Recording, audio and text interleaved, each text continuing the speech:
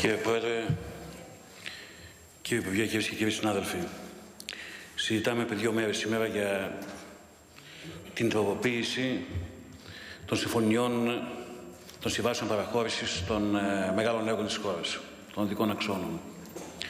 Με αρκετά μεγάλο ενδιαφέρον από τους βουλευτές του Ελληνικού Κοινοβουλίου, όπου πάνω από 40 ενεγράφησαν και ομιλούν εδώ. Κυρίες και κύριοι συνάδελφοι, μιλάμε για παραχώρηση μέχρι το 2038 ουσιαστικά των δικαιωμάτων εκμετάλλευσης αυτών των μεγάλων έργων. Και ξέρετε ότι με τις τελευταίες εκτιμήσεις τα έσοδα έπεσαν κατά δεκάδες δισεκατομμύρια. Με μια εκτίμηση 38 έπεσαν στα 14,5 δισεκατομμύρια, σύμφωνα με την ανακοίνωση του κ. Βιτάλη. Ένα σημείο είναι αυτό. Το άλλο σημείο είναι η διαβεβαίωση του αρμόδιου Υπουργού, ο οποίος μας ανακοίνωσε ότι οι συμβάσεις εξασφάλισαν θετική γνωμοδότηση από τον έλεγχο που έγινε από το Ελεκτικό Συνέδριο, καθώς επίσης ότι ο ίδιος για λόγους διαφάνειας θα στείλει σε όλους τους εγχώριους και ευρωπαϊκούς φορείς πολιτικού και καταστατικού ελέγχου την τροποποίηση αυτών των συμβάσεων και θα παρακολουθήσει προσωπικά όλα τα έργα. Ζούμε σε μια χώρα με ελεκτικό συνέδριο, με ανεξάρτητη δικαιοσύνη, όπου ο καθένας μπορεί να προσφύγει αν νομίζει ότι τα δικαιώματα του ελληνικού λαού καταπατώνται. Άρα λοιπόν περιττεύουν οποιοσδήποτε κορώνες εδώ μέσα για κάποιους οι οποίοι σκύβουν το κεφάλι και κάποιους άλλους οι οποίοι σηκώνουν το κεφάλι. Περιττεύουν, δεν υπάρχει άλλη λέξη. Και φυσικά προκαλεί έκπληξη και η πρόταση για ονομαστική ψηφοφορία για αύριο για αυτό το νομοσχέδιο. Θα πάρουν φυσικά την απάντηση από τους βουλευτές του Ελληνικού Κοινοβουλίου. Θα την πάρουν την απάντηση. Και θα δείξουν ότι κάποιοι βουλευτές στέκονται όρθιοι στις φωνές οι οποίες εξακολουθούν να λαϊκίζουν. Σε όλους αυτούς οι οποίοι προτιμούν εγκαταλειμμένα έργα. Σε όλους αυτούς οι οποίοι προτιμούν την εικόνα της χώρας με μηχανήματα οδοποιίας σκογιασμένα, εγκαταλειμμένα σε διάφορα σημεία της πατρίδος μας. Σε όλους αυτούς οι οποίοι προτιμούν μια εικόνα στη θέση εργοταξίων που να σφίζουν από ζωή, γεμάτα εργάτες, προτιμούν μια εικόνα με περιστερώνες, εγκατάλειψης. Εξαρτάται από ποια οπτική γωνία βλέπει καθένας τα πράγματα αυτά. Τι θέλει. Τι θέλει να δώσει προς τα έξω. Εμείς, κυρίες και κύριοι συνάδελφοι, θέλουμε μια Ελλάδα που προσπαθεί. Μια Ελλάδα που βγαίνει μπροστά.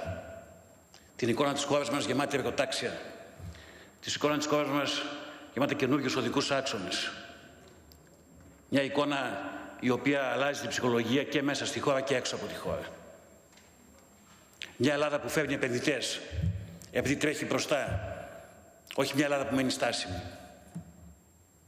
Θέλουμε μια θετική εικόνα της χώρας μας. Κύριε Υπουργέ, είμαι σίγουρος ότι θα κλείσετε τα αυτιά σας και θα κλείνετε τα αυτιά σας όλους αυτούς οι οποίοι επιμένουν σε λεκτικά πυροτεχνήματα. Γιατί βλέπετε ότι εν τέλει ό,τι και να κάνουμε θα τα ακούσουμε.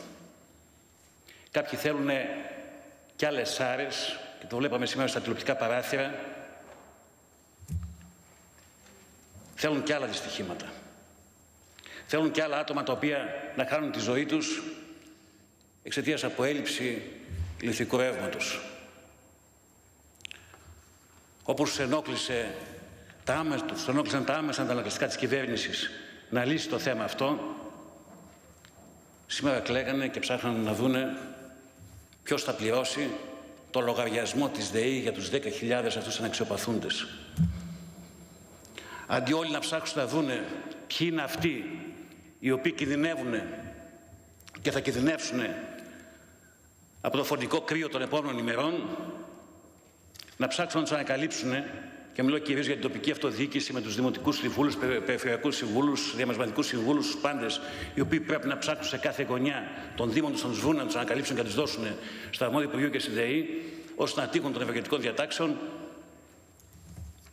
Κλαίγονται πραγματικά και λένε ποιος θα πληρώσει, θα πληρώσει πάλι ο ελληνικός λαός. Το ίδιο συμβαίνει και εδώ σήμερα. Ποιος θα πληρώσει το λογαριασμό και αν θα ωφεληθούν οι εργολάβοι, αν θα ωφεληθούν οι κοινοπραξίες.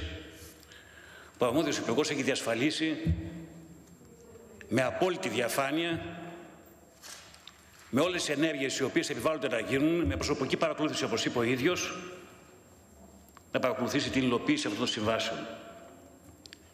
Και μιλάμε όντως για 2,5 δισεκατομμύρια ευρώ τουλάχιστον, τα οποία θα καλυφθούν και το έλλειμμα υπάρχει. Ένα πολύ μεγάλο ποσοστό φυσικά θα καλυφθεί από το ΕΣΠΑ για να γίνει επανεκκίνηση των έργων, τουλάχιστον σε ένα ποσό τουλάχιστον του 1,2 δισεκατομμυρίων ευρώ. Κύριε Υπουργέ, είμαι σίγουρος ότι τα έργα θα προχωρήσουν. Όχι μόνο θα γίνει η επανεκκίνησή τους, αλλά θα τελειώσουν πολύ σύντομα, σύμφωνα με το χρονοδιάγραμμα το οποίο έχετε βάλει για τέλος του 2015 ή αργότερα το πρώτο τρίμηνο του 2016. Είναι σίγουρο όμως ότι θα κοιτάξετε και τις μικρές αδικίες οι οποίες υπάρχουν. Δεν μπορώ να καταλάβω το θόρυβο που έγινε για τη δίθεν αύξηση των διοδίων σε όλη τη χώρα, ενώ πρόκειται αύξηση διοδίων μόνο γιατί έπρεπε να κάνετε προσωπική παρέμβαση ο ίδιος για να βάλετε τα πράγματα στη θέση τους. Έγινε όμως αρκετός θόρυβος και έγινε αρκετή ζημία και όχι μόνο σε πολιτικό επίπεδο με το θέμα αυτό, με τη δίθεν αύξηση σε όλα τα διόδια της χώρας, που επισκίασε το θέμα της επανεκκίνησης των έργων. Και φυσικά αυτή η εικόνα με τα πολλά διόδια σε όλη τη χώρα δεν μας τιμάει καθόλου. Έχετε θέσει ασφαλιστικές δικλείδες, να γίνει υλοποίηση, αλλά πρέπει να το κάνετε και με συγκεκριμένο χρονοδιάγραμμα και με άμεσες ρήτρες, ώστε να γίνεται ηλεκτρονική πλέον τιμολόγηση. Στο σημείο εισόδου και εξόδου, με τη ρήτρα που λέει η σύμβαση, 0,04 ευρώ στο 4 λεπτά στο χιλιόμετρο, όπως ακριβώς λέει η σύμβαση, αλλά αυτή η εικόνα. Και θα αναφερθώ μόνο στο νομό μου, για να πάει κάποιος από το Λιτόχωρο στη Λάρισα, πρέπει να περάσει 3 διόδια για 50 χιλιόμετρα. Ή για να πάει από το Αιγίνιο στη Θεσσαλονίκη θέλει 2 διόδια για μια απόσταση 35 χιλιόμετρων. Πρέπει να πληρώσει τα ίδια χρήματα, να πληρώσει, αλλά με άλλο τρόπο, τον οποίο τον γνωρίζετε πολύ καλά και έπρεπε οι παρεχωρησιούχοι να το έχουν εφαρμόσει ήδη. Η εικόνα αυτή, όταν διασχίζει όλη την Ευρώπη, χωρίς να σταματάς πουθενά, νομίζω ότι είναι εξαιρετικά άδικο. Μια χώρα η οποία κάνει τεράστιες προσπάθειες και όλοι κάνουμε τεράστιες προσπάθειες, η εικόνα αυτή των πολλαπλών διοδίων ακόμη και στον ίδιο νομό. Και θέλω να θυμίσω την συνάντηση που έγινε πριν από χρόνια των βουλευτών του νομού με τον τότε Υπουργό, προκατοχώρησε τον κύριο Σουφλιά, όπου είχαν κάποιες δεσμεύσεις για παράλληλους δρόμους. Για αυτόν ο οποίος δεν θέλει να χρησιμοποιήσει το οδικό δίκτυο των παρεχωρησιούχων. Αυτές οι δεσμεύσεις οι οποίες τότε υπεγράφησαν πρέπει να υλοποιηθούν. Πρέπει να υπάρχει παράλληλο δίκτυο και φυσικά άμεση εφαρμογή του ηλεκτρονικού τρόπου στα διόδια, γιατί ξέρετε θα θρηνήσουμε και θύματα από όλους αυτούς οι οποίοι επιμένουν να μπαινοβγαίνουν στο σύγχρονο οδικό δίκτυο χρησιμοποιώντας ακατάλληλους δρόμους, επιβαρύνοντας χωριά και κομοπόλεις, επιβαρύνοντας το παράλληλο οδικό δίκτυο με πολλά θύματα. Θέλω να πιστεύω ότι αυτές τις μικρές αδικίες οι οποίες υπάρχουν, αυτά τα μικρά πτέσματα τα οποία υπάρχουν να τα διορθώσετε το συντομότερο δυνατό. Σας ευχαριστώ.